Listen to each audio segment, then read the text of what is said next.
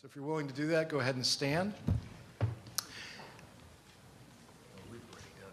And Stan, you can do it a second time, that's fine. Please repeat after me. I do hereby affirm that I will tell the truth and nothing but the truth to this committee today. Thank you. Amen. .com.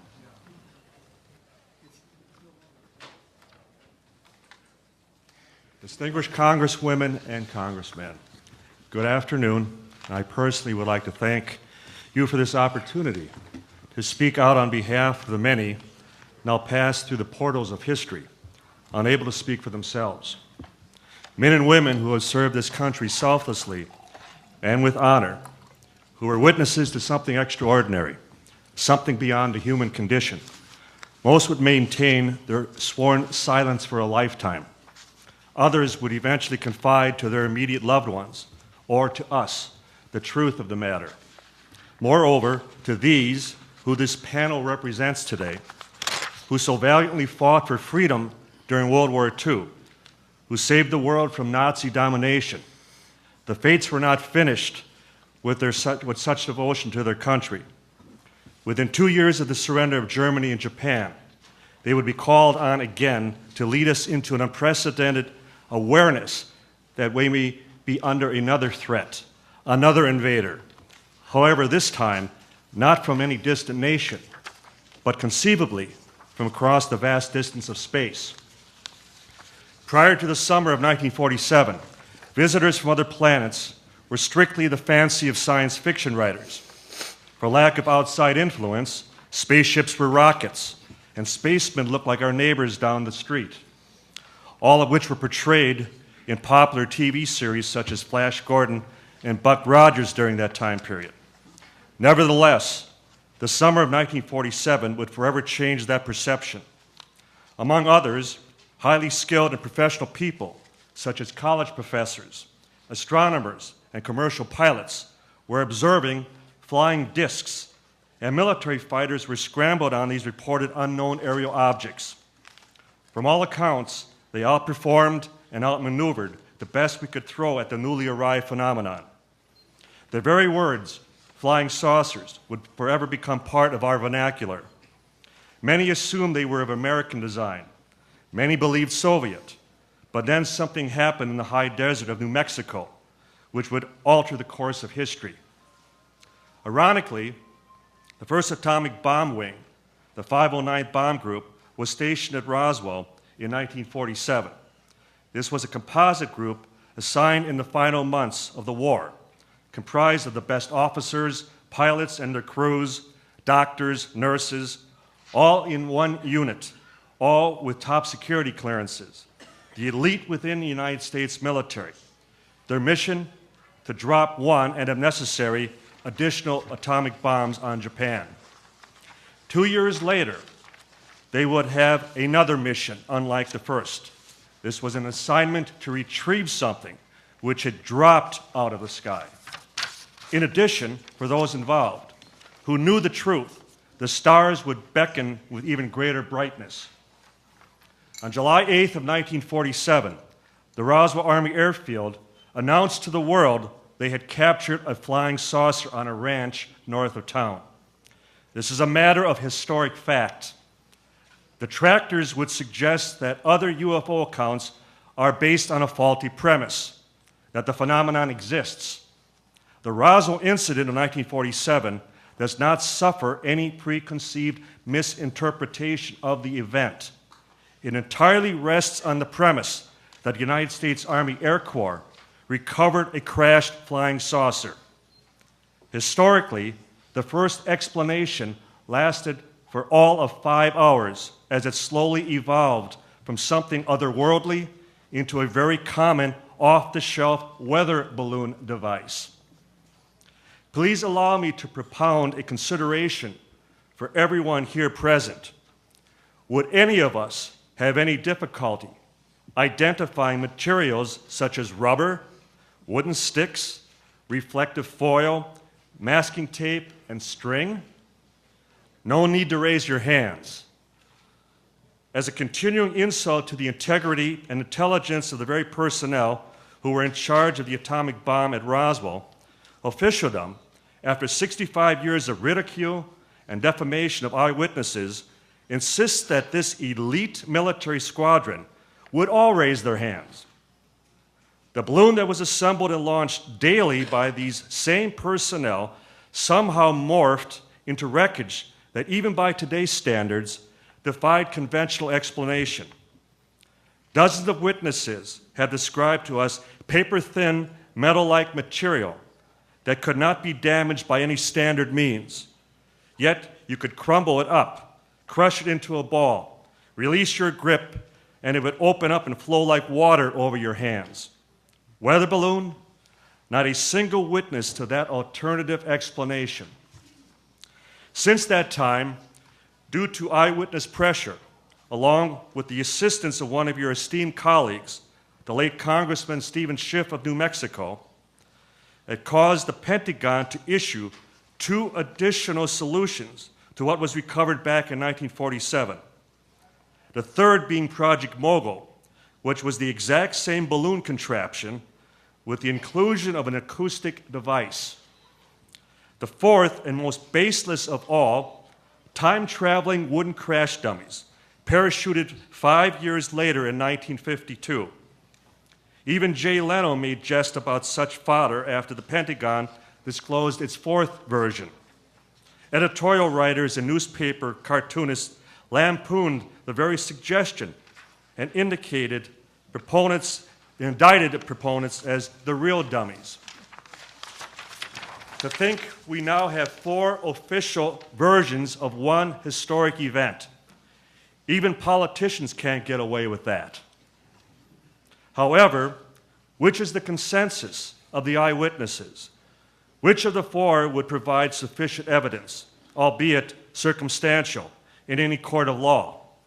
Former U.S. Attorney General Joseph DeGenova has stated, quote, "Circumstantial evidence is often stronger than eyewitness testimony because it's based on the facts. When you have footprints in the snow, it proves someone was there." End quote. The Roswell incident has produced hundreds of footprints, not in the snow, but rather in the desert soil of New Mexico. Sworn affidavits and a growing list of deathbed testimonies, confessions, all stating that the first press release about the recovery of the flying saucer was the correct one. As attorneys, you all know that deathbeds are admissible. If we were to dismiss the Roswell witnesses, then we would have to deny all such end-of-life declarations. There should be no discrimination just because we do not like their testimony. The proponents of a new theory and ideas are rightfully pressed for answers. Yet whether one is able to offer evidence, either pro or con, should not be the issue. Rather, the situation where after years of inquiry and investigation, there still remains questions. The mystery continues. That alone should generate further doubt and speculation. To do otherwise and persist in ignoring one of the most significant discoveries of all time may be one of the greatest mistakes in the history of humanity. To paraphrase Shakespeare's Hamlet, there are more things in heaven and earth, Horatio, than are in your dreams. Thank you. Thank you. Just for the record, would you give a little bit of your background, just briefly? My background, I worked for the U.S. Postal Service for about 25 years, and I graduated cum laude from Concordia University in Wisconsin. I was a special investigator for the late Dr. J. Allen Hynek of the Center for UFO Studies in Chicago. I would become the center's director of special investigations for 10 years. I sat on their board of directors for 10 years. And to date, we have interviewed over 600 witnesses, either directly or indirectly involved, which have provided us with an opportunity to write 4 best-selling books on the Roswell incident, the Roswell movie, which starred Kyle MacLachlan, Martin Sheen, Dwight Yoakam was based on our first book, UFO Crash at Roswell. So it's been quite an adventure. But I need emphasize to the panel that I was a complete skeptic. We thought we would make a single trip down to New Mexico and in a single weekend wrap this up, either coming away convinced that this was nothing more than a weather balloon or something else just as conventional. And upon speaking with first-hand witnesses, describing those very characteristics I mentioned of the material, of the wreckage, we realized that we needed to get back and continue tracking down as many witnesses as quickly as we could. We realized that we were potentially on one of the biggest stories of all time. Thank you for your passion and your commitment to what you've been doing. Well, thank you. Mr. Friedman, you're an old witness here, so you know the rules. I am the oldest witness here. You're not even close to us. Go ahead. You're right. I'd like to show the opticals, the visuals that I supplied, just to go through them quickly, very quickly. Biggest study ever done for the United States Air Force, Project Blue Book Special Report 14, 3,200 sightings, never referred to by the debunkers. The next one, please. Symposium on Unidentified Flying Objects. Those are the hearings of July 29th, 1968. I was the youngest then of the contributors to that. 254 pages, well worth looking at. The next one, please. Dr. J. Allen Hynek's book. He was only the Air Force Project Blue Book consultant for 20 years and chairman of the Department of Astronomy at Northwestern. You'd think when astronomers take whacks at UFOs, they would at least look at Allen's book, but they don't. The next one. There's the University of Colorado study, 965 pages, $539,000 it cost us. The press gave the vision that this proved there was nothing to flying saucers. A more careful look at the report shows that 30% of the 117 cases studied in detail could not be identified. You didn't hear that when the report came out. So let's get those out of the way, and then we'll go on to my prepared testimony here. People have often asked me why I think aliens would want to visit Earth. I have noted many reasons. Graduate students doing their thesis research on a primitive society, mining of dense metals as we have the densest planet in the solar system, etc. But the most important to me is that I consider all civilizations would be concerned about their own survival and security. That means keeping tabs on those primitive societies in the neighborhood that show signs of being able to bother them. By July 1947, it was clear to any aliens in the neighborhood that we have a primitive society whose major activity is tribal warfare, and that soon, less than 100 years, which is nothing on a cosmic time scale, we would be able to visit aliens out there, taking our brand of friendship, everybody else calls it hostility, the facts that demonstrate that our nuclear weapons, powerful rockets, and radar, the beginning of advanced electronics. Isn't it amazing that the only place in the world at that time where you could study all three of these was southeastern New Mexico? Our first nuclear weapon was detonated at Trinity Site, White Sands Missile Range, July 16th, 1945. White Sands is where we were testing captured German V-2 rockets, and some of our own. And that's where we had our best radar to track the rockets. Sometimes they went south instead of north.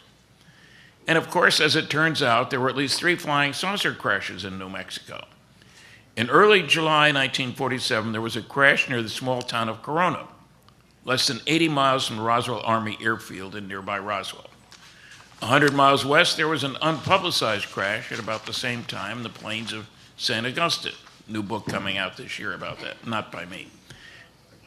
Book by Arthur Campbell.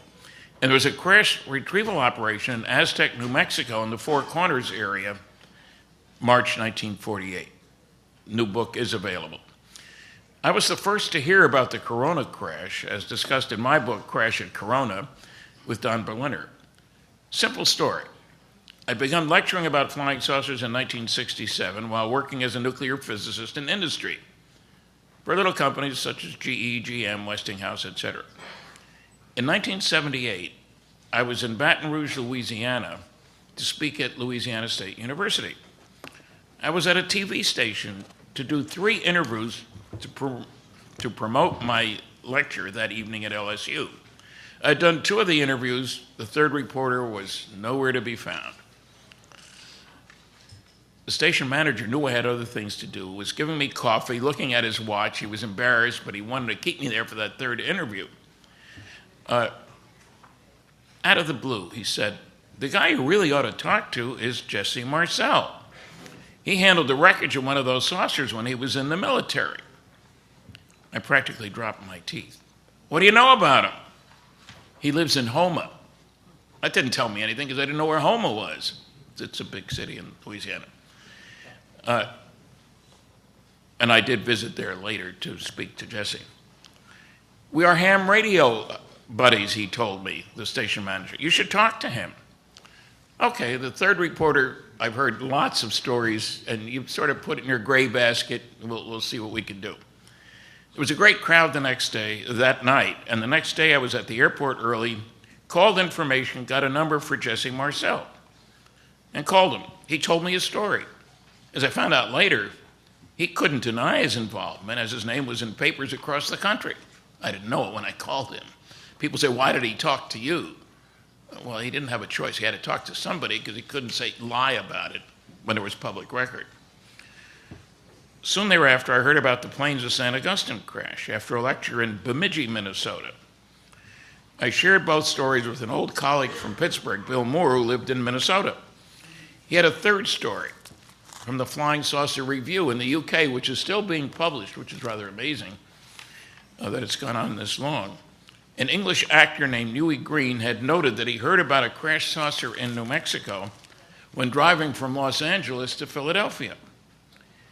The date was recalled as early July 1947. That was not a trip you made very often back then. You can imagine what the roads were like at that time.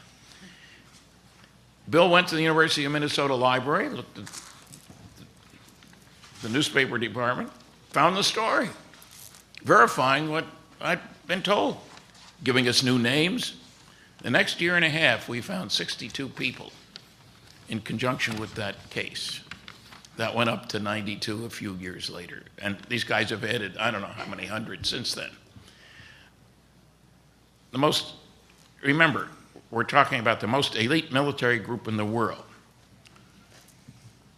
I got lucky. I called the Roswell Daily Record, which I hadn't known existed before that, looked in editor and publisher. I mentioned that I had some articles noting a crash of a saucer as reported by a Walter Hout, it's spelled 4 different ways. And I was shocked to be told, before I could finish the sentence, "Oh, his wife works here." Boy, talk about serendipity. How lucky can you get?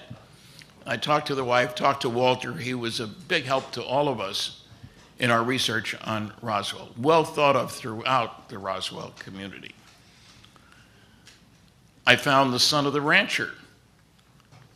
Telephone operators were nice then. I said, "I'd like to find anybody named Brazel." "What city?" "I don't know." "Southeastern New Mexico." She said, "Oh, I've got a William Brazel in Carrizozo." "Is that in southeastern New Mexico?" "Yes." "Okay, let's take it." He had just gotten his phone 2 weeks before. So how lucky can you get, I guess? Now, one I planned. One of the people that shows up in a key picture that got very wide distribution is, at that time, Colonel Thomas Jefferson Dubose, Chief of Staff to General Roger Ramey, head of the 8th Air Force, which is where the 509th was. This is in Fort Worth, Texas. I checked with West Point. Son of a gun, he was still alive. He was in his 80s. And he was very forthcoming when I went to visit him. And Don and I went down there, and we have it on tape. I've got a DVD out there, our interview with retired General Dubose. You don't often get a chance to talk to a general about something this important.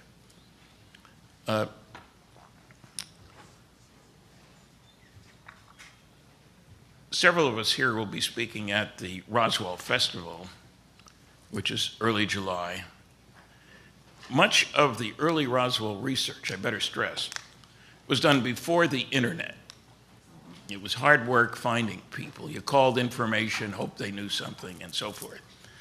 And you're very lucky that today a key witness is right here, Colonel Jesse A. Marcel, Jr., a medical doctor, called back in the Army at age 68 to fight in Iraq, flew over 200 combat hours as a flight surgeon in helicopters. His father was Major Jesse Marcel, and he also handled wreckage in 1947. There are many Roswell debunkers who do their research by proclamation, not investigation. Their motto is, "Don't bother me with the facts, my mind is made up. What the public doesn't know, I won't tell them." We have all found these people. As a physicist, I want facts, not fantasy. So I am most grateful for this opportunity to be here. Thank you very much.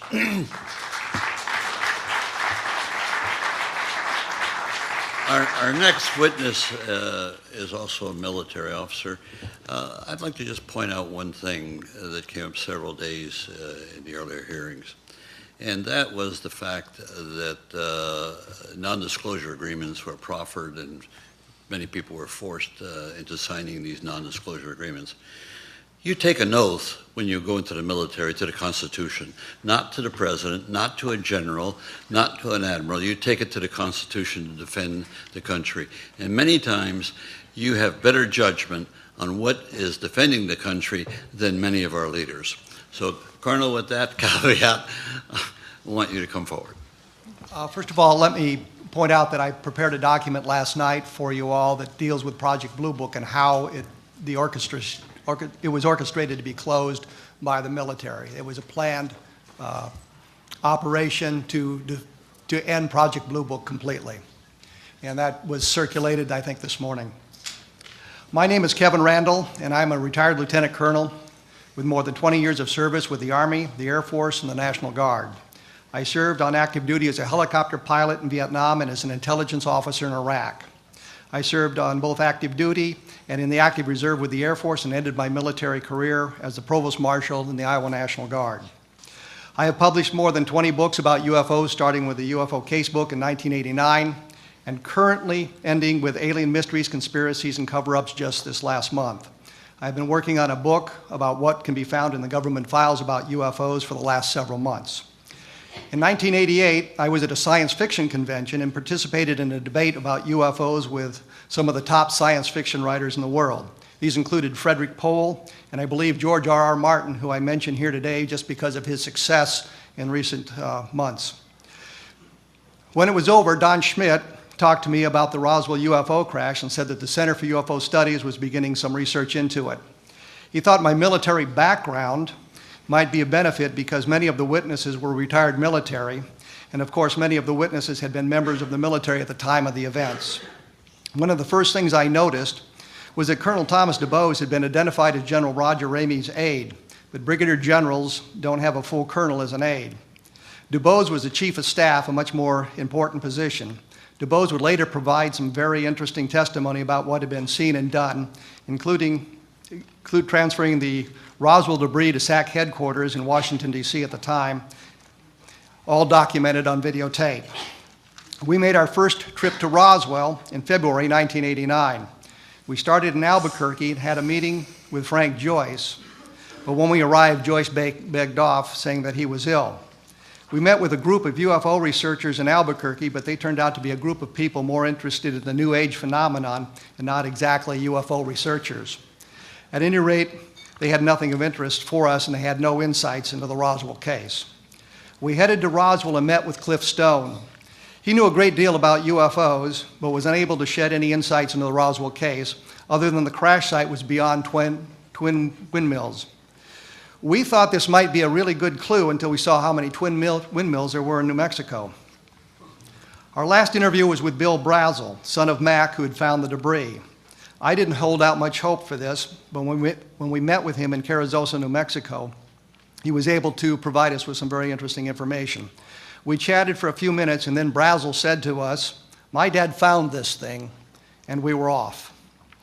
Bill told us what had happened to his father, Mac, how he had been held at the base in Roswell for a number of days, how he'd been asked not to talk about it.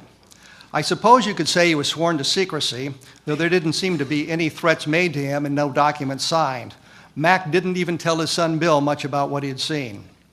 Bill told us that he was out on the ranch in the next couple of years where the object had crashed, or at least touched down briefly, where his dad had found this debris. He would look for some of it. He described for us on audio tape 3 items that he found over the years. A piece of wood-like material that was so tough he couldn't get a sliver on it when he tried to carving on it with his pocket knife, which he said he used to cut barbed wire. He said it was also that it was very lightweight, it was brown, it seemed to be like balsa wood. He found a bit of wire that he said you could shine a light into one end and it would come out the other, which of course is fiber optics. And he had a piece of foil, the famous foil, that could be crushed into a ball and then unfold itself without a sign of a wrinkle or a crease. Bill showed it to his father, who said, "That looks like some of the contraption I found." At this point, we realized that there was more than a misidentified weather balloon, as the Air Force had suggested in 1947. It was clear from the descriptions of the material that Brazel himself had held, which he described for us, was not something that had been manufactured on Earth. We knew that there was a lot more work to be done.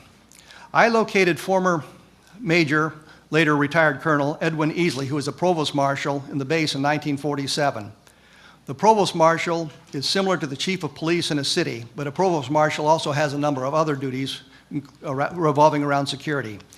Easley, because this was an atomic strike force, had a greater responsibility of officers of a similar grade at other military installations. He told me on audio tape several times that he'd been sworn to secrecy.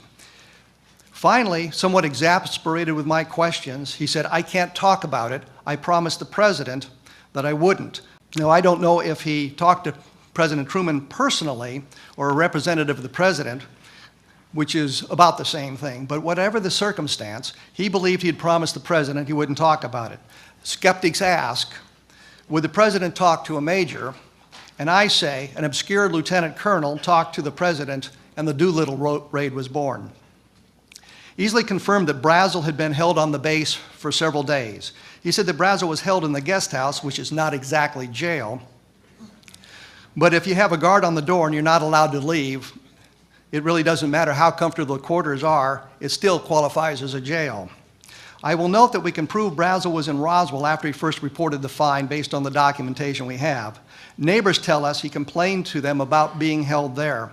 Marion Strickland, one of the neighbors, said on videotape that Brazel had been gone for several days and he was mad about it. So Easley confirmed part of the story for us. Easley was also asked by me if the craft was extraterrestrial. What happened precisely is that I asked him if we were following the right path. He said, "What do you mean?" I said, "We think it was extraterrestrial." And he said, "Well, that's not the wrong path."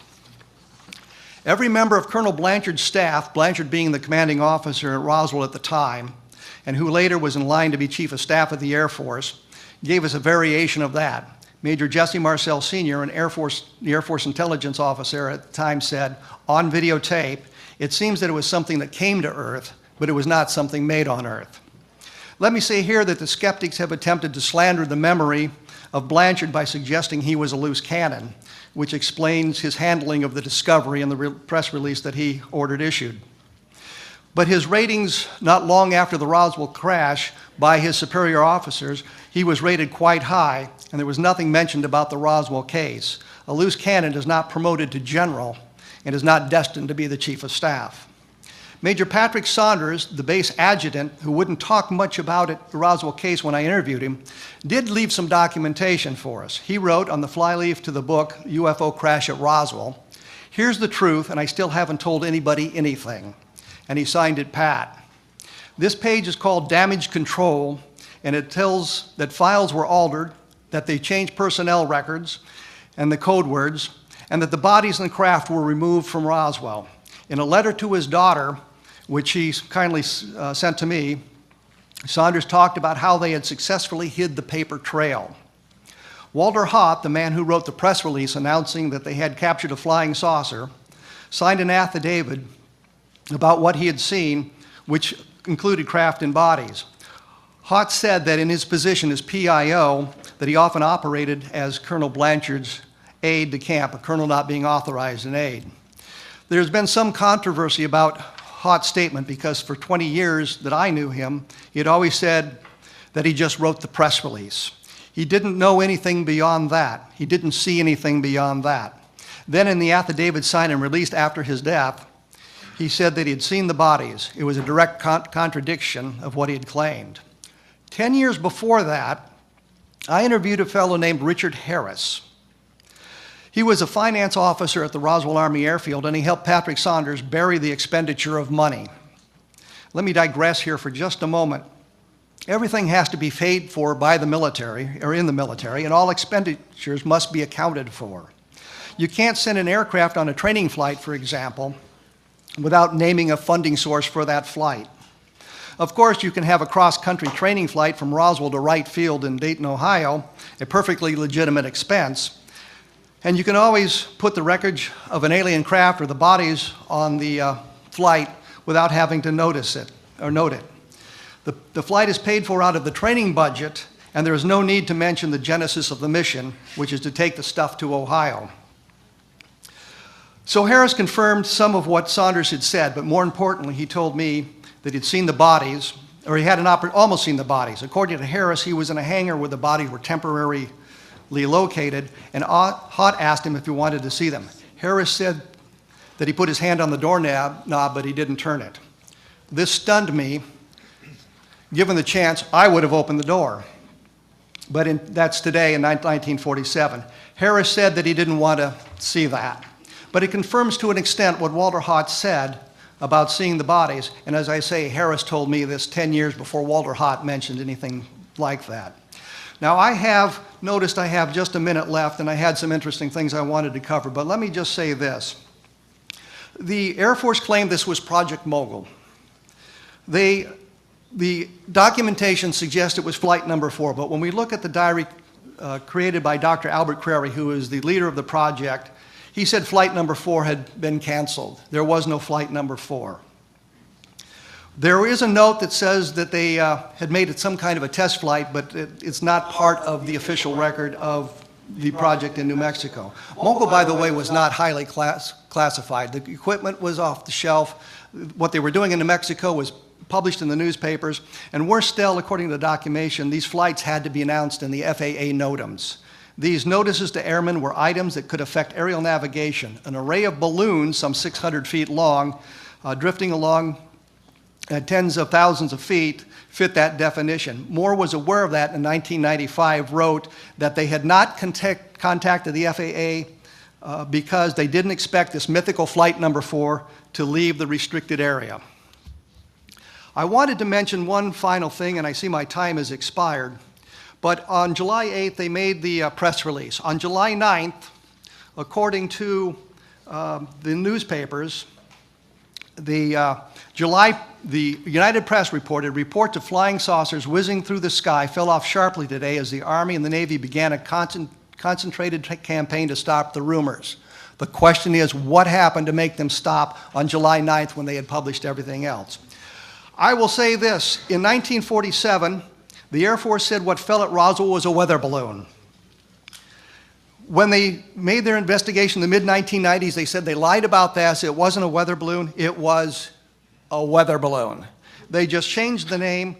It counted a cluster of balloons. It was nothing special about them. They were just weather balloons tethered together in a long train, but it did not answer the question.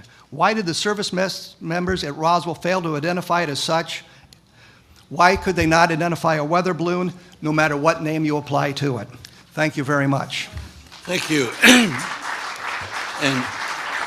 And thank you for the brevity of your statements thus far. I want to clear up something because we've got 3 Marcells there, and we're talking about your father, who was a major intelligence officer. Is that correct? Yes. Okay, then you're a colonel in the Army that was a medical doctor in addition to that, and then you've got your son. You would be Marcel number 2. He's Marcel number 3. Okay. Now, and your position at this point, and then we've got Denise, who I presume is your wife. Sister. Okay. So we got the whole family here, and we're going to get testimony from all of you. Appreciate that. And so, Colonel, please proceed. Yes, sir. I'm the son of Major Jesse Marcel, who was the intelligence officer for the 509th Composite Bomb Group based out of Roswell Army Airfield in 1947. The 509th, as you may recall, was the squadron who entered the war with the atomic bombing of Hiroshima and Nagasaki. My dad's credentials obviously were very impressive. In the course of his career, he was not only one of the few officers selected for the 509th, but he also went to radar school and also was a staff member of the Air Force intelligence officer. The radar school was important because in that he would have been very familiar with all kind of weather balloons and radar targets and the paraphernalia associated with this kind of a device, weather balloon or mogul balloon. But a balloon is still a balloon with off-the-shelf material. I myself followed a career in medicine, graduating from the LSU School of Medicine in 1961, and I joined the military shortly after my graduation and internship. My first taste of the military was being stationed on board the USS Renville, which was a troop transport ship destined for Cuba. We spent several weeks sailing around in circles south of Cuba in preparation for the invasion, which fortunately never happened, or else I wouldn't be here. Yeah, really. And I ended my career as an Army colonel in December of 2005 after a 13-month tour in Iraq, where I gained 200 hours of combat flying and things like that, just having fun out there, really. And I did not come home entirely unscathed. However, I got severe PTSD from all the rigmarole, and also I developed a weakness in my legs that they think is related to some sort of toxic contamination that I became exposed to in Iraq. But that's neither here nor there. Actually, my story for the Roswell part began in the wee hours in the morning of July 1947, when I was awakened by my dad, who was returning from an assignment to collect debris of unknown origin from a ranch out of Roswell. This is the Foster Ranch, and this is the debris that Mac Brazel had run across. Apparently, the rancher by the name of Mac Brazel notified the local sheriff of Chavez County of the downing of some sort of aircraft on his land. He was not quite sure what the nature of this was. He'd seen weather balloons, go down there before, so he was not sure it was that either, but it was something very different. The sheriff in Chavez County contacted Colonel Blanchard, who was the commander of the Air Force Base in Roswell. Now, Colonel Blanchard knew my dad was the intelligence officer, so he dispatched my dad and a CIC agent, Sheridan Cavett, to investigate what this was, whether it was one of our planes or just whatever, just an unknown crash site. So it was their job to go ahead and ascertain what was out there and bring representative portions of this back to the base so they could study it to make a final determination of this. As it turns out, our house happened to be on the way to the base, and this is in the wee hours of the morning. So my dad, knowing that he had seen something very special, wanted my mother and myself to look at this also, because as he said, you'll never see this again. So what he did, he stopped off at the house, awakened my mother and myself, and again, the wee hours of the morning. It was summertime. I've been playing all day with the bicycles and things like that. I was 11 years old at the time, however. And he brought us into the kitchen, and I saw a smattering of this strange debris on the kitchen floor that he had pre-positioned. He said, "Look at this. I think this is what you call a flying saucer or remains thereof." I was not quite sure what a flying saucer was at that time, because I was more interested in bicycling and using my .22 rifle for practice. But at any rate, the first thing he wanted us to do, or me particularly, was to check the debris out, make sure there was no electronic components there, looking for vacuum tubes, resistors, condensers and things like that. But there wasn't any. And he already knew that, but he wanted me to satisfy my own curiosity as is. The debris itself consisted of three components, three types. There was a foil, a very tough metallic foil of some nature that I can't really describe. I have to add that I did not see the bending and unbending of it, but my dad witnessed it. He said it would, if you fold it over, it would unfold and assume its original form. In addition, there was a black plastic debris, like a broken phonograph record. But the strangest thing I saw was, as being passed around right now, was this is a replica of one of the I-beams, or the beams I saw in the wreckage. In that, you'll note there's some symbols written along the inside surface of this, and they're a purplish violet hue, semi-reflective of light. But this is basically what this was. Is this a replica? Or Yes, sir, this is a replica. If it was original, I wouldn't have it. Well, you never know. That's why we're asking. That's right. So, but anyway, my dad drove the debris into the base that night. I think it was that night or maybe early next morning, where he was assigned by Colonel Blanchard to fly the material to General Ramey's office in Fort Worth. This was flown in the belly of a B-29 under armed guard. So my dad, I then saw a picture of my dad taken in General Ramey's office, holding what was obviously a radar target. They'd already switched the debris. And the look on his face is quite telling. He says, "You got to be kidding me. This is not what I saw, and this is not what I saw either." But at any rate, that's where the cover-up began, in General Ramey's office. So when my dad got home, he sat my mother and myself down and said in no uncertain terms, "You will never talk about this. This is a non-event." And yes, sir, I was an Army brat, so I was following orders. So I never discussed this with my friends or anybody else until after Stan Friedman interviewed my dad in 1978. Great. So Thank you very much. yes, sir.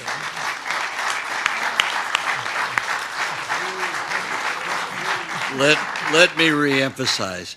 As a military officer, you took an oath to the Constitution, not to General Ramey or to anybody else. It's the Constitution. Yes. Okay? Yes, sir. We move now to your son, Jesse, the third. Third, yep. Marcel. Marcel's a French name? Marcel? Yeah. Thank you to distinguished members of the committee. I am here today not to speak as an expert witness to what I have heard and researched about Roswell, but simply to help you to get to know two great men, my grandfather, Major Jesse Marcel Sr., and my father, Dr. Jesse Marcel. My grandfather was a simple man who just wanted to lead a simple life. Closer to the mic, please. Oh, sorry. I could restate that. My grandfather was a simple man who just wanted to lead a simple life. Starting at a very early age, when he wasn't helping the family with the farm, he would sneak away to find parts to build radios. Later in his life, before entering the war, he would use these skills to build a ham radio that would become a lifelong passion. He would spend endless hours chatting with people from around the world. Things would change rapidly as we were pulled into the Second World War. On his own accord, he went from his job as a civilian draftsman to join the war effort, where he excelled in his duties from the very beginning. His superiors recognized his aptitude towards problem solving and sent him to intelligence school. Again, he excelled in his courses and was asked to teach the next incoming class. He would eventually end up in the Roswell Air Force Base working in our nuclear bombing program with the 519th Composite. With the war over and a life returning to a sense of normalcy, Grandpa would receive a simple order, an order that would change his and most of our lives forever. The heavens would open up and send us a visitor that would establish the words alien and flying saucer in the English vernacular, and it was him they sent to investigate. Decades later, my father followed in Grandpa's footsteps as a military man serving the Navy to train to be a medical doctor. Soon after, he would settle down in Clancy, Montana to raise a family and continue in the reserves to become a helicopter pilot. As the only NT, I remember as a child going with my father on his rounds, not the ones to the hospital, but the ones where he would visit his parents in their homes. He would carry in his little black bag and take care of his patients in the same caring way that he would take care of the rest of us. Back in the office, if a child showed up in ratty shoes to his appointment, a new pair would be waiting for him on their next visit. I remember very fondly watching him not only build a telescope, but his design and construction of a computer guidance system for the telescope long before there was such a thing, at least on an amateur level. He would spend endless hours wrapping small green glass switches that would eventually become the brain. In the summer, we would all pile into a van, RV, or whatever form of transportation that we'd have available to us and head to home, Louisiana, where my grandparents had lived or had returned to live out the rest of their lives. I remember so clearly driving down the shell-covered road leading up to their house, with the most notable feature being a huge greenhouse that easily equaled the size of their residence that my grandfather lovingly built for his wife, Vio. My grandmother had a green thumb like no other. My father would send her a tomato plant that would barely survive the short Montana summers into immense vegetation that would reach the floor to ceiling. Each morning, my grandfather would lead me to his shop, occupying a space between the house and the garage. He'd reach up into the rafters and pull down fishing poles that had been there for decades. These poles were not made of fiberglass, but of bamboo, very simple but effective in their trade. I recall leaning against a table saw in his workshop, watching him attach the reel with a hand that was missing a digit from some long-ago battle with that same table saw. He would add the weights and the bobber from 2 rusty old tackle boxes and finish the session off with showing me how to delicately hook the worm without injuring myself, although this was not always the case. We'd make our way to the back door and out on his lawn that ran up against a bayou. After a couple of casts, we could sit back and talk and enjoy each other's company. My grandfather's other great obsessions were sports. LSU provided the teams that he most favored and occupied his weekend TV viewing hours. I'll always remember Grandpa as a gentle giant who somehow lived the life of a Southern gentleman who would be at least partially responsible for changing the way people of our world would look into the night skies and think to themselves, maybe, just maybe, somebody was looking back. Today I share these same stories I learned as a child with my own kids. Roswell is a new topic of conversation between the kids and their teachers in elementary school. The legacy will go on. Thank you. Thank you very much. And now for your sister. Well, first of all, I also want to thank the committee for taking the time to listen to our family's history. My name is Denise Marcel. I am the granddaughter of Major Jesse Marcel Sr. and the daughter of retired Colonel Dr. Marcel Jr. My grandfather was the first military officer at a UFO crash site in Roswell, New Mexico. While there, he collected some of the crash site debris. He was so amazed by the characteristics of the debris, he decided he had to show my father and grandmother. And whatever it was that they had seen, it has had a great impact on our family. When we moved to Clancy, Montana in the early 70s, my father built a telescope in our backyard. Now, this wasn't one of your average, ordinary telescopes. To start, he dug a hole in our backyard the size of a small room. For months, I remember my mother and us kids helping him polish this very large mirror. From there, he began constructing the telescope, including building a rotating dome. This was a telescope that was later loaned to the Helena Astronomy Association, and he had built this from top to bottom. My dad, who was a man who had witnessed something, this was a man who was driven. That telescope opened up a whole new world for our family. It was around the age of 9 that I first became aware of UFOs, not only because of the telescope, but also because there were times my father and us kids would camp out at night specifically looking for movement in the skies, hoping to catch a glimpse of a UFO. One has to remember, we didn't have the internet then, and UFOs were not discussed like they are today. I do not think that my parents would lead us to believe at such a young age that UFOs existed if my father and grandfather had not witnessed something extraordinary. In January of 1997, I accompanied my father and Kent Jeffries to Washington, D.C. for a hypnosis session that Dr. Neil Hibbler would conduct over the course of 3 days. Dr. Hibbler was one of the world's leading experts who used hypnotic regressions for forensic purposes. I had been very fortunate to be able to participate because I had just been certified as a hypnotherapist. The sessions were successful. While under hypnosis, my father said he couldn't believe how vividly he could see his dad. I saw the emotion in his face and how it touched his heart seeing his father so clearly that day. During the sessions, my father recalls being woken up by my grandfather telling him to come and look at a piece of a flying saucer, a term in which most people, including himself, was not familiar with.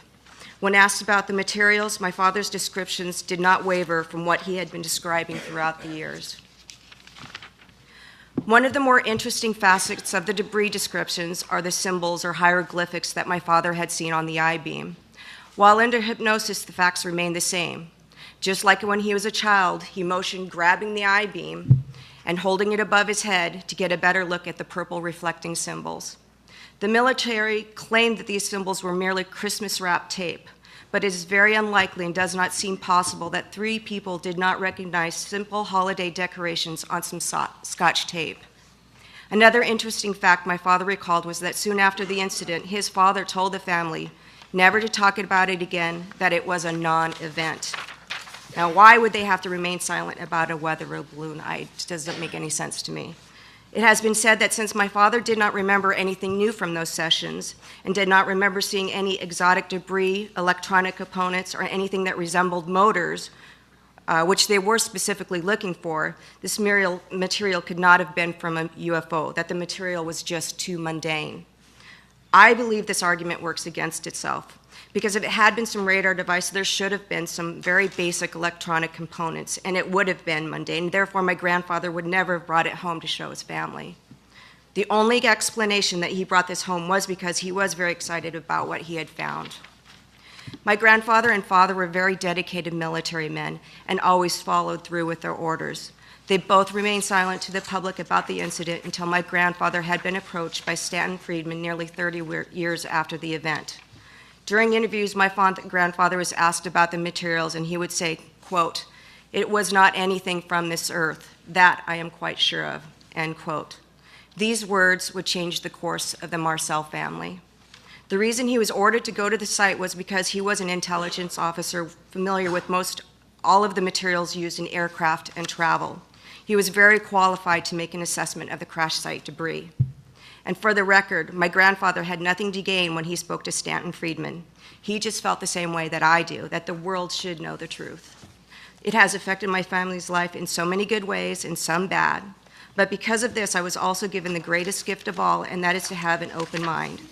I feel that sometimes agendas are put in front of our rights of being citizens, and not everything that the government has told us is the truth. Because when it comes to the Roswell incident, I believe my grandfather and my father. Last and certainly not least, it is my hope that from my father, my grandfather, and all of the other wonderful people who have found the courage to step up and tell the truth this week will be given the respect and recognition that they deserve. Thank you. Thank you.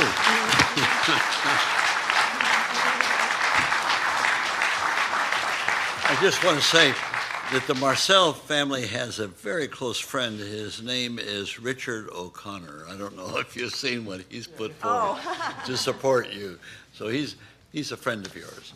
I want to now turn to for the members' sake, we have 7 minutes that we can delve into with these people.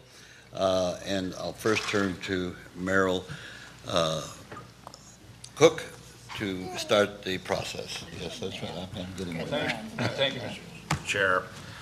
Donald Schmidt, I'd like to start with you. You said that you went down to New Mexico with an idea of doing something in the fiction area.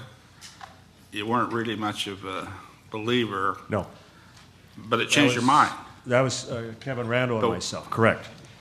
And what changed your mind is you said you met with first-hand witnesses. Correct. Now, I'd like to know what year that was. That was February of 1989. Okay, and could you tell me who those first-hand witnesses were that you met with? Dr. Randall had mentioned specifically it was the son of W.W. Mac Brazel, Bill Brazel Jr., and we could also add his wife, Shirley, who were both first-hand witnesses to the material. So you talked to them on that occasion? We had the opportunity at that time and many times thereafter, including other members of the Brazel family. What we could also point out is that Bill Jr., the son of the rancher, was fortunate enough to discover additional remnants from the crash months thereafter, especially after heavy rains, pieces would wash to the surface. Now bear in mind, we already had first-hand accounts that there were 50 to 60 troops at the debris field site for the course of 2.5 to 3 days, walking shoulder to shoulder with wheelbarrows going to check sites. It required that much time to clear this site in contrast to a weather balloon, which would have taken all of them a few minutes for someone to toss over their shoulder, toss into the back of a pickup truck. I have almost no doubt that something crashed there, that there was a lot of pickup, and I just want to know exactly who it was you talked to. And you've answered that very well. I'd like to, we got a lot of witnesses here that Please, I yes. really want an opportunity to talk to. Lieutenant Colonel Randall, you had talked about work you've done to show why Air Force Project Blue Book was, you used some rather negative language about it. And why it was just, a cover-up is what you said? What happened in all during the 1960s, there is a series of letters you see in the Project Blue Book files where they're requesting to get Project Blue Book out of ATEC into the Secretary of the Air Force's Office of Information to de-emphasize the importance of Project Blue Book. Okay, now, de-emphasizing the importance of Project Blue Book, that's not exactly the same thing. And that's, when I look at that, I'm not trying to put any words in your mouth, but I got to focus in on a question here, and that's, when the University of Colorado was asked to help them make a decision about Project Blue Book, let's put it that way. And when the University of Colorado wrote a report, I think you're all correct in saying that what the report said wasn't exactly the way it was characterized, even certainly by the government, and even and by the media as well. But isn't it true that it didn't say anything about it all being nonsense? It just said, we don't want to fund additional work on collecting this data that we are publishing to the world. I mean, there are 101 incidents published that we can read about from Project Blue Book. Am I correct? Well, what I'm asking you have absolutely no faith, and that's fine, in the National Science Foundation. Is that what you're telling us? What I'm saying, I just want to make sure I got it. No, what I'm saying is that the outcome of the scientific investigation was preordained. There's a letter from Lieutenant Colonel Hippler to committee members at the Condon Committee at the University of Colorado saying, this is what we want you to find. They haven't investigated a case, they haven't looked at anything, but here's what we want you to find. You have to say something nice about the Air Force investigation. Yeah. You have to say that it does not affect national security and allow us to close it down, because if you don't do that, we're going to be stuck with this for another 20 years. And so the University of Colorado pulled the wool over the National Science Foundation folks. Is that what you're telling us? Yes. And they just during the didn't get investigation, they couldn't figure out that maybe there was influence from the Air Force on what Colorado they didn't care. What they were, the whole purpose of the Condon Committee was to end Project Blue Book and stop the Air Force investigation. During the Condon Committee's time in session, they were supposed to investigate cases that came up. There was a marvelous case from Shag Harbor, Canada, where something was photographed in the air. It was seen to hit the ground. United States Navy responded. The Canadian military forces responded. And there's even evidence that the Russians responded. The Condon Committee's investigation was to make a phone call to Canada and say, oh, it's just a couple of teenagers who saw something strange. We're not going to bother with it. No, now, okay. Don, And you, I mean, I appreciate your answer. I'm going to move on, not All right. because I don't want you to have more opportunity, but I'm so particularly interested in what Colonel Marcel, Dr. Colonel, and boy, you should be proud of these children and grandchildren of Jesse Sr. You have done a wonderful job in establishing, just that story about the fishing pole. You're talking about an honest grandfather. I mean, that came, you didn't have to even use that word. The way you described that, and to you too, Denise. And I'm very impressed with you, Jesse Marcel Jr. I mean, you're one of the very few witnesses that have actually held or seen or accompanied your father with something in your hand that came from this incident, or an incident that, let me put it this way, somebody that's a friend of mine, somebody that I've listened to, somebody I already said I had respect for, a different party, but former Governor Bill Richardson has said to me and others with us in a discussion we had with him, that everything you have said is honest. There's no question in his mind that that debris is there, it happened, and what you've said about your father and doing all that is absolutely true. What you've said to me here directly simply reinforces something I believe, because I have a lot of faith in the integrity of the man I just mentioned, Bill Richardson. But I have to say this. I'm looking at you straight in the eyes here. I know that you believe that's from an extraterrestrial source. But can you say honestly to this committee that you know that for some reason, or that there's something that you absolutely know that the government is hiding? Because Bill Richardson agrees with you that they should open the files. I agree with you, they should open those Roswell files. We should see exactly what might remain from whatever you and your father took over. So yeah, you give this committee a lot of reasons for us to say, open those files. But I just want to hear an answer to the question I gave you. Years ago, I was called to Washington. I was going to a meeting, and there was a gentleman by the name of Dick D'Amato who wanted to interview me when I got to Washington. And he was in the Capitol building, Senate Room 228, I believe, if I remember right. But he said he wanted to talk to me about what I saw in Roswell. So I went up to the Capitol building, and very friendly, very nice gentleman. He says, we want to talk about what you saw in Roswell. And he asked me, did I want to talk in a secure room? And I said, well, sir, I'm not going to say anything I haven't said publicly already. He says, but I might tell you something. And so we'll talk in a secure room. So we went down into the basements, several floors down below in the Capitol building. And there was this beautiful meeting room there with a big table there with the pictures of our founding fathers across the overhead there. And when we sat down, he sat at the head of the table. I sat to his right. He had a legal pad to take notes on. And there was a book on the table, too. It's called Majestic. It was a book by Whitley Strieber, which actually is a fictional account of an established fact there. And he said, this is not fiction. So he admitted to me right there, this is not fiction.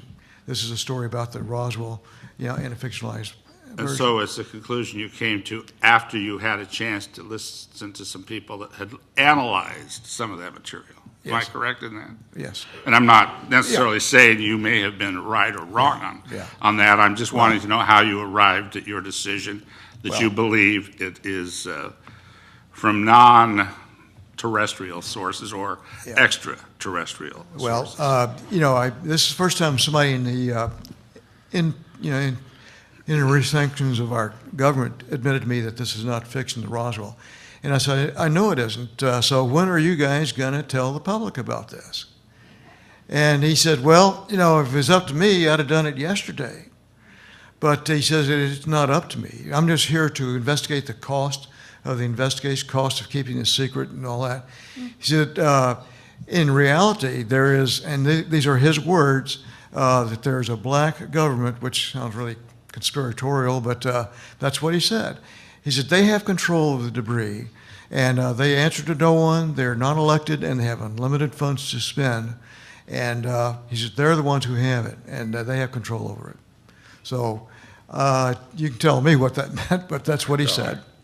I obviously don't, but thank you very much. Yes, sir. Thank you. To all of you for testifying. You did a great job. How long, I look at what happened at Roswell as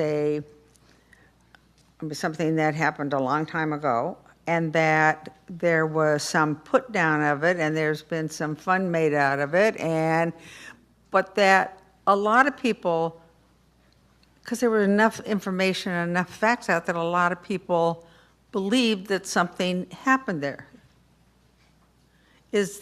Am I way off base? I'm just trying to think back a few years, because it hasn't been in the paper recently, but that's my recollection of that incident, that there was enough proof that we knew it was something other than from the United States. Yeah, Donald?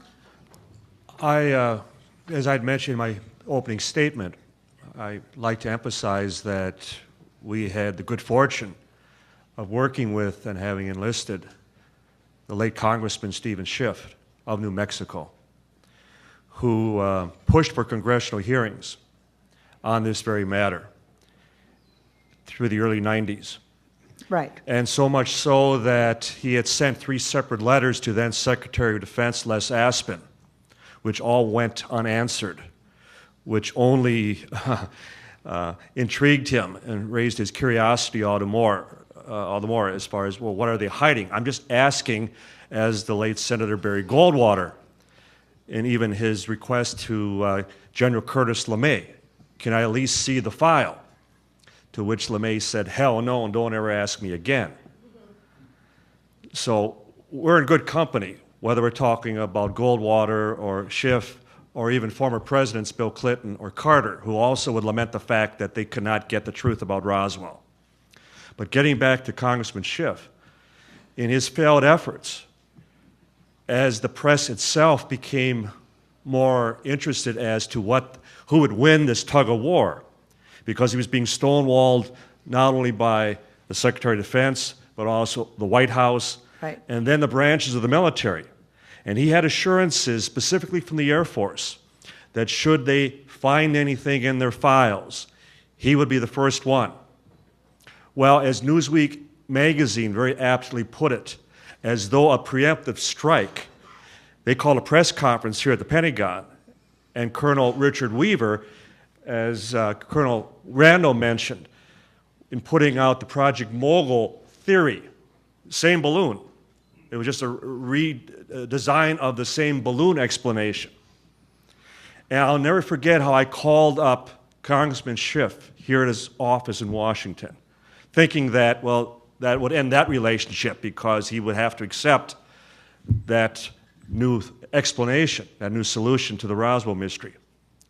And his immediate response to me was, Don, they're a bunch of damn liars.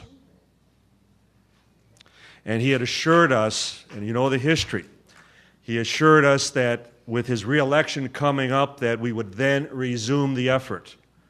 Well, he would die shortly after his reelection, age of 51.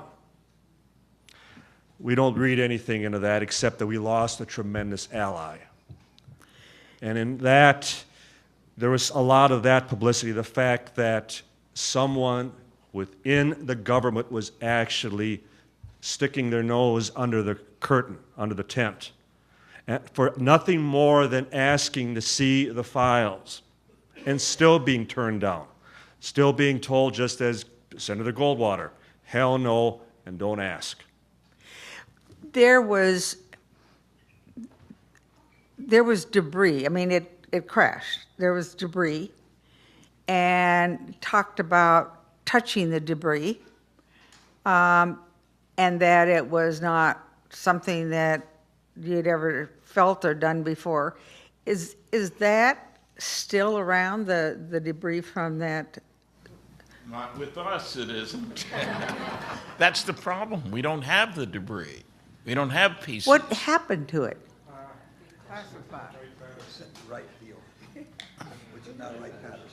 Probably got sent to right field. Well, we know that it got sent. Okay. Where it went from there, whether it went to Area 51 or who knows what, we don't know. The security curtain slammed down very quickly. How That's quickly what afterwards? I mean, 5 hours. how many? 5 hours. From the actual announcement of the recovery of the flying disc, it evolved, as I mentioned, within 5 hours into the weather balloon. In fact, as Stanton mentioned, and we have Brigadier General Thomas DuBose, who is even in 2 of the pictures with the substituted weather balloon. He stated that the balloon was a hoax, that part of it. They were ordered, as he described, to get the press off of the general's back, off of General Ramey's back. They were the ones who substituted the balloon for the real material. And when you have a brigadier general going on the record actually stating that the official government explanation is a hoax, you would think it would get the media's attention. Right. And that's also the dilemma that we have had with the very conception of the investigation of the Roswell incident. The fact that, well, why don't the witnesses come forward?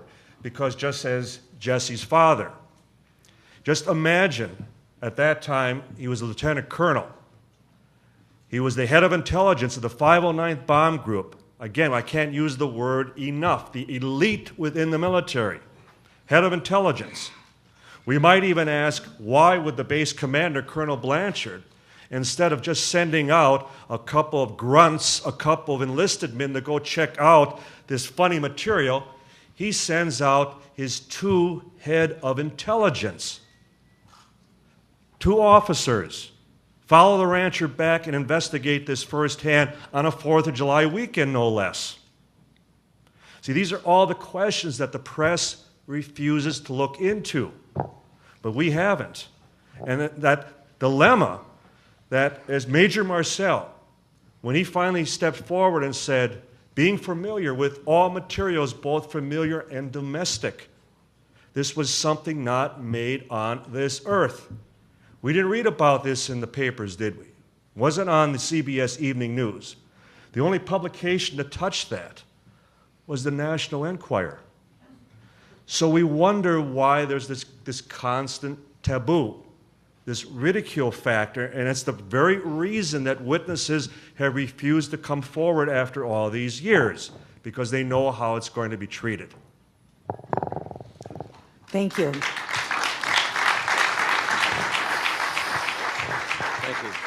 I want to ask Colonel Randall, what is the significance of the July 1947 Roswell incident, in that we also had a significant one in July of 1945? Tell me, what is the significance?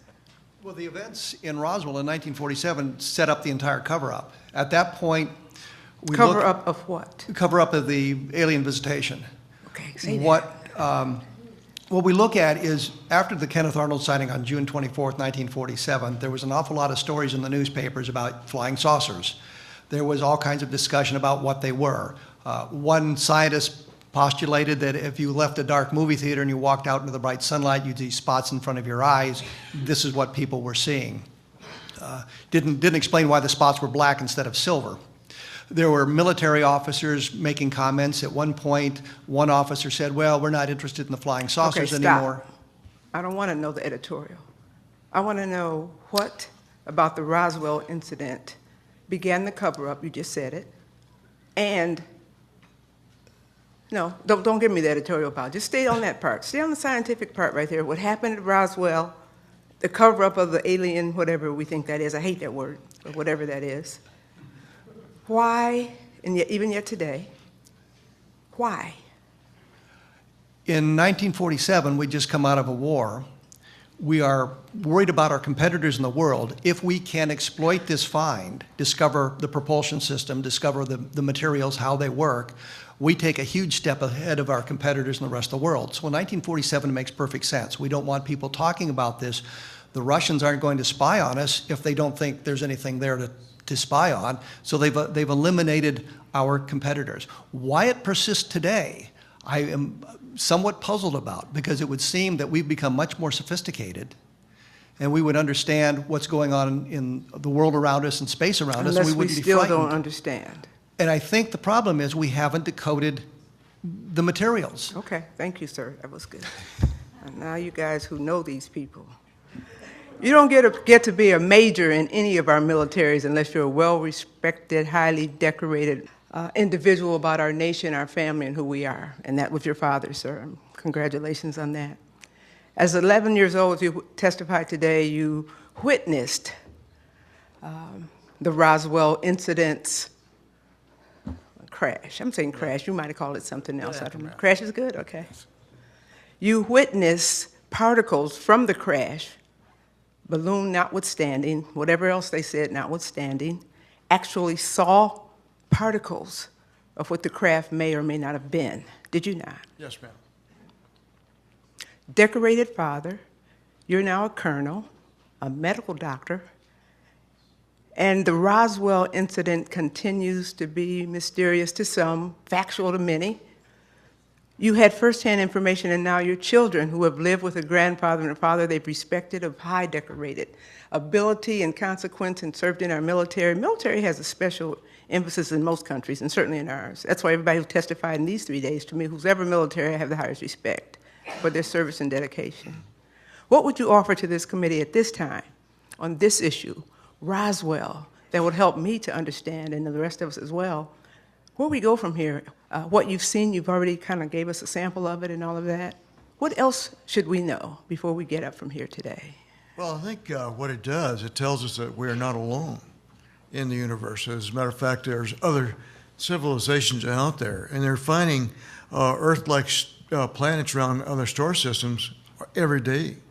And that means that we're probably just beginners on the new kids on the block, so to speak, that they are obviously more advanced than we are in their science and hopefully their cultural abilities too, that they can get here from wherever they come from. So, and it also means that that they survive their nuclear destructive abilities too. I think any civilization that develops into the space travel has gone through a nuclear age, and we're still on the precipice of either surviving or not surviving ours. But it means that they did, and if they can do it, we can also survive our nuclear warlike tendencies. My last final point for me, are you aware through your father, your own experiences, that we chase their aircraft, or we have on occasion, and obviously they have traced ours, and does that exist, and if so, why, and did we find anything, did they catch us, or are we gone, or what? So. Well, you know, I just, I'm like, I just know what I read in the papers. Okay, then that's okay, don't speculate. I'm just an observer of one event there, and I have a lot of theories, but... I bet. I'll talk to you offline on those. Okay. Okay. Thank you very much. I yield back. Thank you. Thank you. Our next is Congresswoman Lynn Woolsey. Thank you. There's just so much, and it's, you Marcells, I mean, don't you all worry that this isn't going to be resolved in your lifetime? I mean, good grief, tick, tick, tick, here we are. I mean, what, you know, gray hair, and I'm 76. some pretty old people, the three of us. But, I mean, then your story, then what happens to your story? I mean, and your story, the truth, but it's so much more meaningful when it comes from you. Well, as a 76-year-old, you know, I'm no spring chicken. But you know, I like to tell my story. I don't embellish it. I tell exactly what I knew about this. And if people want to believe this, that's okay. If they don't want to believe it, that's also okay. That's their opinion. I would certainly like to have the government spill the beans about this while I'm still alive to say, I told you so. But I may not be, but it doesn't matter. Yeah. I've been there and done that, so Yeah. I know what it was. Okay. All of you experts, how many actual ETs have been, I'm going to start saying that instead of the big long word, have been involved in starting with the Roswell and the 2 years before? Wasn't there an actual, living being, living something as part of that crash? Before, you said that somebody was offered to go in and see, you know, the remains of something. The story was Walter Hott, as the public information officer, had issued the press release saying that they had retrieved a crash flying saucer. In the years that followed, he just said, all I did was write the press release. Right. Upon his, Don Schmidt and Tom Carey put together, working with Walter Hott and his family, put together an affidavit to be released after he passed away, giving much more information. And he talked about having actually seen the bodies of the aliens and more about that. The important thing was this Richard Harris, who was a financial officer at Roswell in 1947, told me long before Walter admitted to that that Walter had taken or seen him in a hangar and said, if you want to see something really incredible, it's beyond that door. And Harris didn't want to go in there and see the bodies, but it was the body of the alien craft. The other part of the question is, did one survive the crash? And there has been testimony from a number of witnesses, yes, that one survived the craft and was in captivity. And I hesitate to use that word because it really wasn't in captivity, but it was held for a number of years. And can you think of anything that would be more lonely than that? You're an alien creature on a planet. You have absolutely no possibility of getting home. You're dealing with a bunch of sentient beings that do not understand you, your culture, or your language. And you're stuck on this planet without any hope of rescue. Sounds like a Steven Spielberg movie. Right. But the point is, there is some testimony that suggests that one may have survived for a period of time, and I believe the date of its supposed death was in 1952. Since then, okay, since then? One of the things beyond firsthand witnesses to the materials, to the wreckage, to the characteristics that even by today's standards defy conventional explanation, have been, and sadly, but also much to the credit again of the witnesses, in maintaining that sacred oath to the Constitution, that so many of them, to their very deathbeds, before they would finally confide to their spouses, to their children, and invariably, they all talk about the little people, the little men. They all describe either having been out at the site and having witnessed the bodies, or they were posted at the hangar, P3, Building 84, at the Roswell Army Airfield, where they were on guard, and they would observe the wooden crates being assembled and the bodies being placed into these boxes before being shipped out. Shipped out to where? Well, we have the documentation, again, and we have the eyewitness testimony, Wright Field in Dayton, Ohio. Okay. We have the late Brigadier General Arthur Exxon, who was with Foreign Technology Division, which did the testing, the reverse engineering of captured weaponry and armory from World War II. So it made perfect sense that you had something crash of either foreign or something beyond that design. It would go to foreign technology. And Exxon described, not firsthand, but that he was aware of the fact that when the materials from Roswell arrived, when they came in, it was the first impression, because no one was able to recognize this wreckage, that it most likely was Soviet. But after it was tested, he described that there was a unanimous consensus that the materials had to be from space. So any of that recently? I mean, that was quite a while ago. We've conducted to date 3 archaeological digs at the debris field site, the very site that had this huge debris field that canvassed an area of almost 3/4 of a mile long, hundreds of feet wide. Where is it? This is just outside of Corona, New Mexico. It's about 65 miles northwest of Roswell.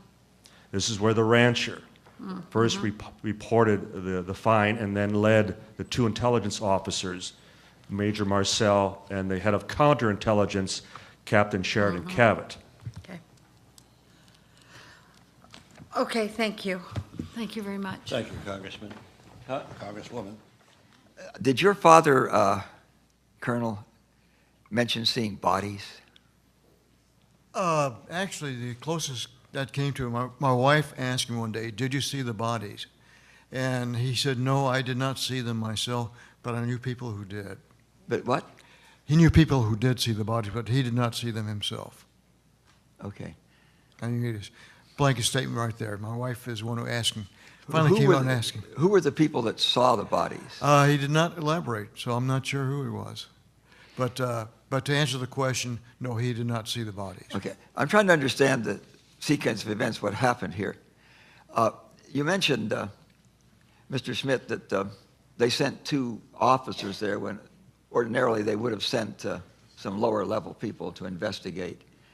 What was unusual when they simply got the word from the rancher that something had crashed? Why would they think that was unusual enough to send officers? That is the question. Yeah, what is it? And again, especially on a 4th of July weekend, Yeah. that it would have been brought to the attention. Now, keep in mind, the rancher did not go to the military. He reported this to the sheriff, Sheriff George Wilcox of Chavez County, headquartered in Roswell. And it was only due to the fact that there was a reporter by the name of Frank Joyce from radio station KGFL who suggested this sounds like a military matter. You should report this to the 509th. And they, in turn, the sheriff contacts the base. He personally speaks to Major Marcel, who's at the PX having a sandwich. And it's important enough, again, 4th of July weekend, that he alerts the very base commander, Colonel William Blanchard. And after examining the material, if it was nothing more mundane than a weather balloon or even an aircraft, a rocket, an errant rocket. We were testing German V-2 rockets over at White Sands at that time. It was still unusual enough that he would dispatch the 2 head of intelligence. And we believe the reason he also sent the head of counterintelligence, plain clothes, Captain Sheridan Cabot, was in the event it was something foreign, that he would be the most capable of identifying it if it was something foreign. Did the rancher go to the site before the military? Yes. Okay. He was the one who first discovered But the we debris don't field. know specifically what the rancher reported. He must have reported something somewhat unusual for them to send 2 officers rather than 2 enlisted men on a... He brought some of the wreckage with him. Yes. Okay, okay. He drove into the sheriff's office. Okay. The sheriff calls the base. Major Marcel goes and checks it out, and as he told me, there wasn't anything conventional there. But the rancher also stressed that there's a huge amount of this stuff out at the ranch. Yeah. 3/4 of a mile, a few hundred yards wide, that's a lot of stuff. And what he was worried about was that his sheep wouldn't cross the debris field. This is desert country out there. They need to go where the water is. They also don't want sheep eating anything like pieces of foil. It is a concern. So that was his concern. Also, and we haven't mentioned it, there was an article in the local paper that rewards were being offered for pieces of one of these saucers people were seeing all over the place. And when the rancher went to Corona and talked to his buddies there at Corona, that's where they did shopping and stuff like that. This is out in the middle of nowhere. They told him about the reward. You had to go try to collect the reward. And we have stories, and I don't know how we can confirm them, that the rancher suddenly wound up with some money after all this. He certainly was entitled to the reward, and the military said, no way, Jose. Was he also sworn to secrecy? Do we know that? The rancher. 2 years later, when his son, Bill Jr., had recovered enough pieces to fill up a cigar box, and his wife, Shirley, even described how he'd come home for dinner after working the ranch, and he kept this one piece in his leather chaps, and she would describe how he would take this piece out, and she'd watch as he'd try to whittle on it and poke through it, and then he would crumble it up, crease it, fold it, and every time he'd lay it down, it would just smooth right out. 2 years later, there's a knock on his door, and it was a military captain and 3 non-commissioned officers. We know what you have, and you will give it to us.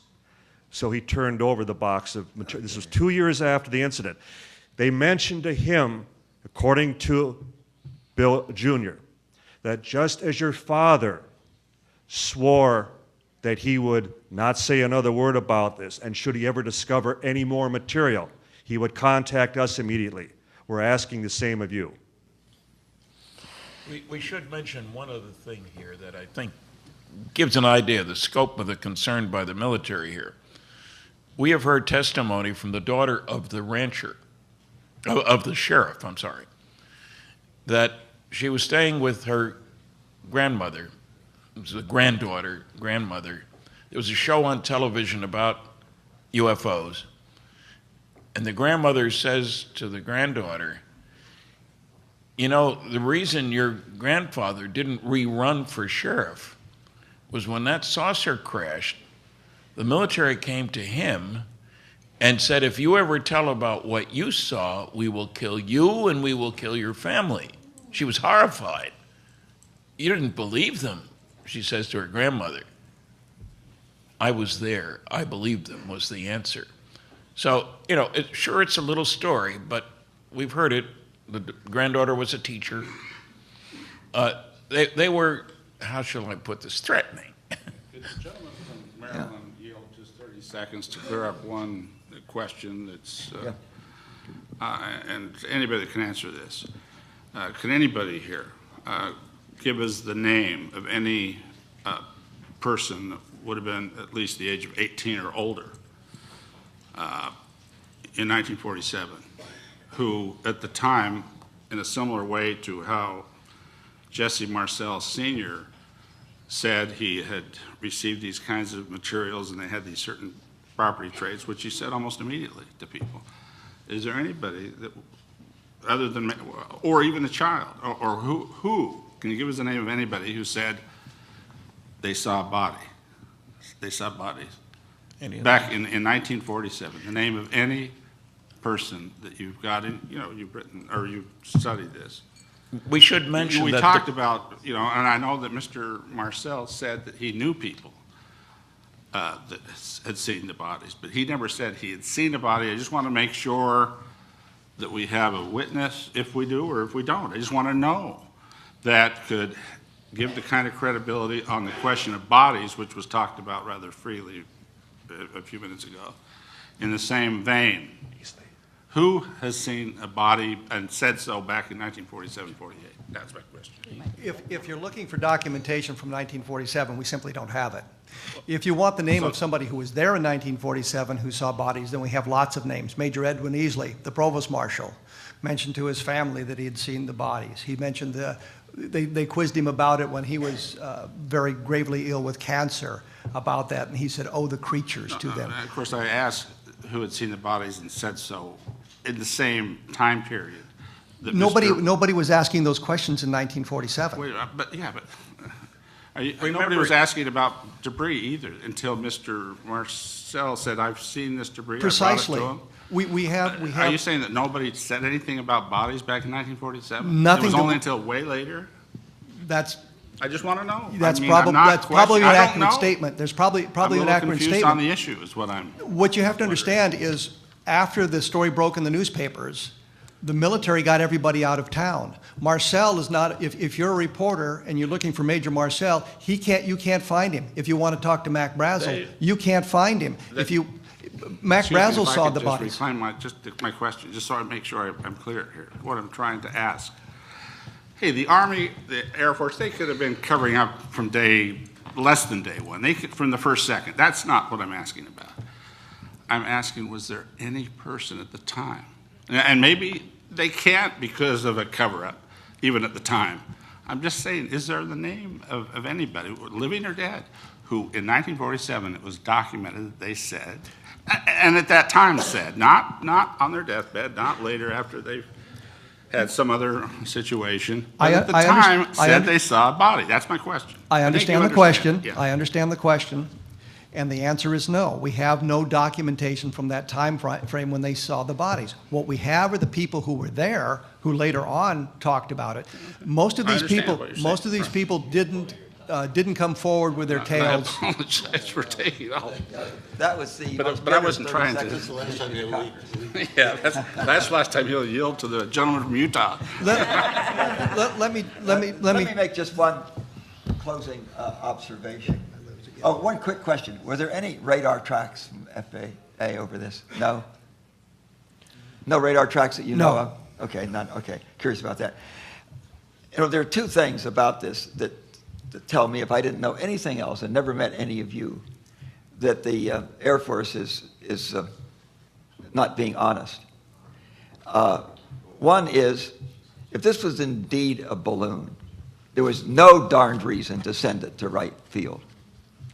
Everybody would have recognized the balloon. So the very fact that they sent the material there tells me that they're not telling the truth.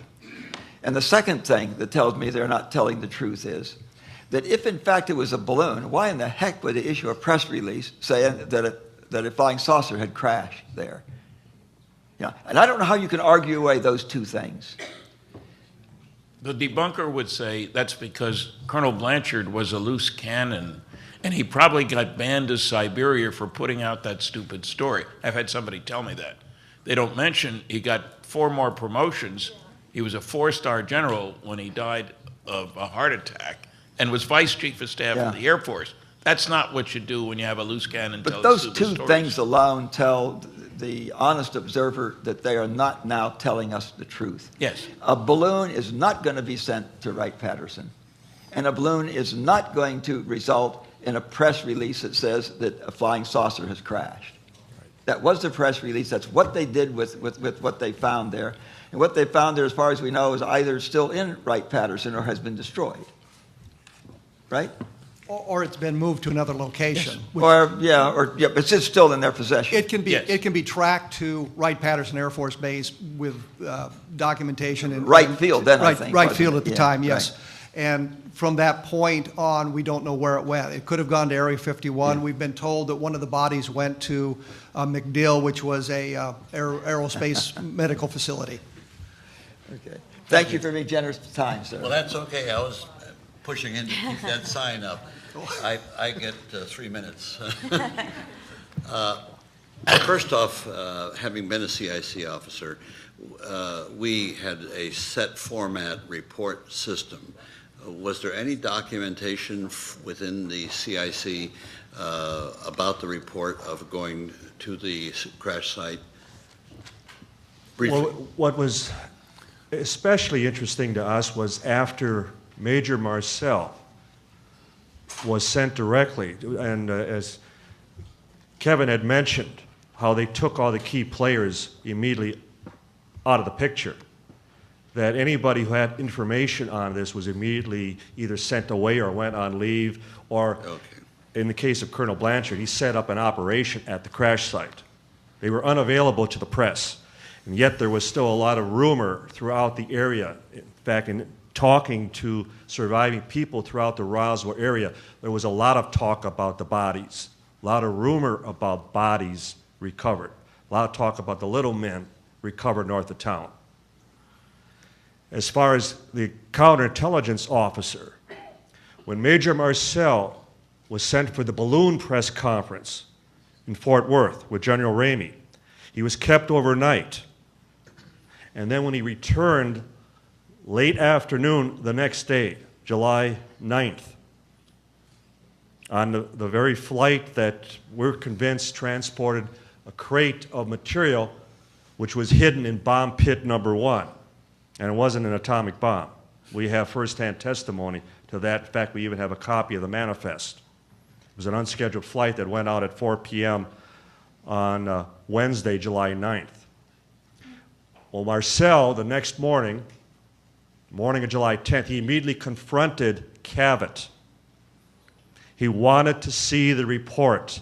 He wanted to know what had transpired in his absence while he had been kept over at Fort Worth. What did Cavett say? And Cavett kept responding. And this was also in the presence of counterintelligence non-commissioned officer Louis Rickett, who we also interviewed quite extensively. That Cavett kept telling him, kept responding, "What are you talking about? What are you talking about?" Nothing happened. And Marcel finally reminded him, "I outrank you," to which Cavett responded, "It's out of my hands. Take it up with Washington. They're now calling the shots." Thank you very much. I want to ask questions of an 11-year-old boy. Yes, sir. This is not a hypnotic situation. Put your mind back as an 11-year-old. You're in the living room. Did your dad come back from the site in a pickup truck, in a sedan, do you recall? We had a 1942 Buick convertible. Special. Okay, so he didn't have a military vehicle. He not. took his own vehicle to go to the site. That's correct. Okay.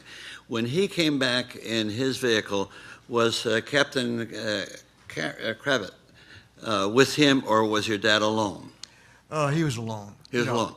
He took some, you weren't there at the vehicle, or you were in the living room. He took some material out of the vehicle and brought it into the living room, correct? Actually, the kitchen. In the kitchen, okay? Now, how big was it? A little bit? Big? You got a kitchen table now. What did you see on the kitchen table? 11-year-old boy. This was distributed on the floor of the kitchen, which was about 7 by 5 or 8 by 10 area. And he had prepositioned the material on the kitchen floor before he got us up. So when we got up and walked into the kitchen, the debris was already prepositioned on the floor of the kitchen, which was about maybe 30 square feet worth, just a couple of large. So you weren't there when he brought it in. He set it all up and then called you and your mother to come in. Let's take a look at this. Exactly. He prepositioned it. Okay. Prepositioning, he was trying to form somewhat of a design if you're prepositioning. I think he was trying to put it together, but there's so much of it, he couldn't do that. There wasn't enough.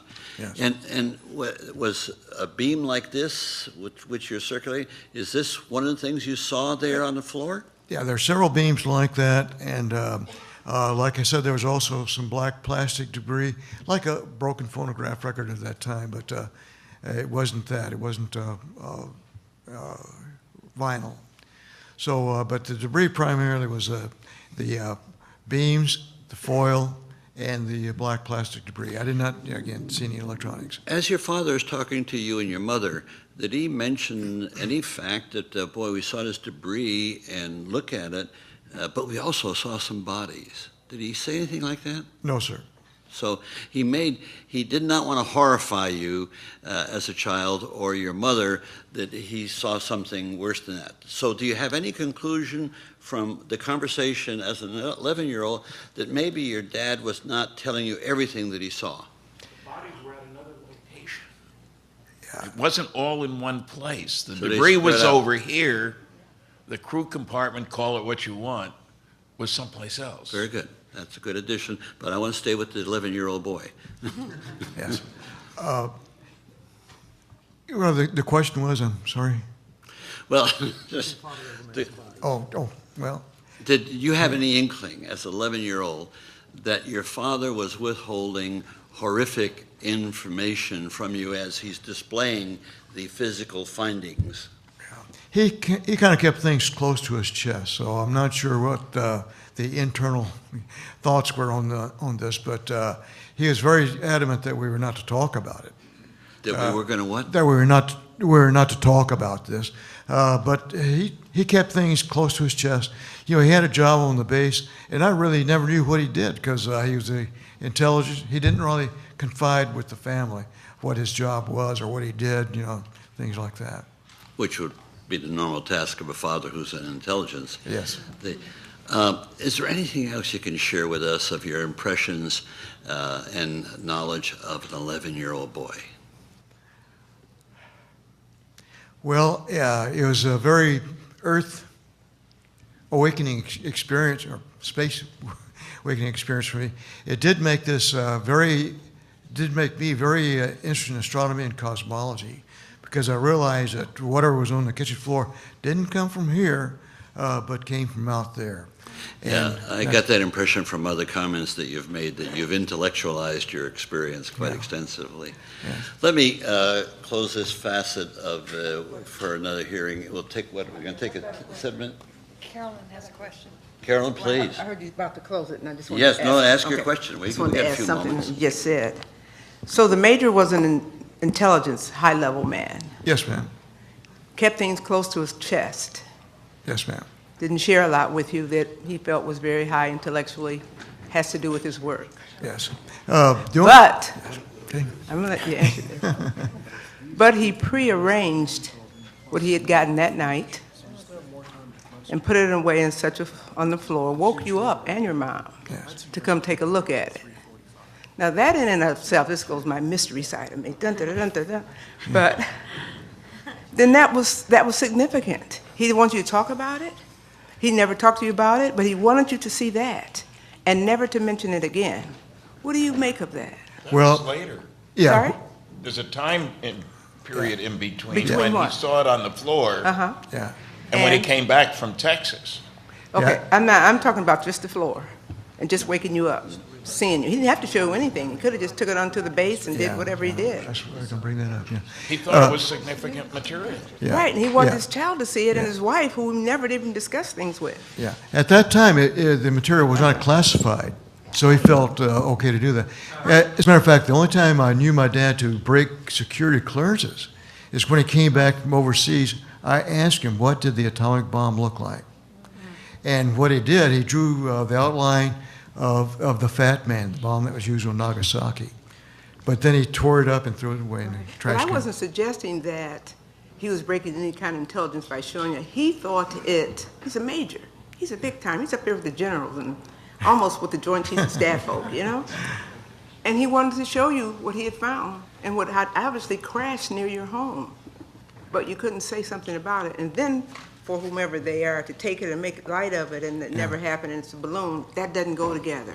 No. You know, again, he was very excited about this.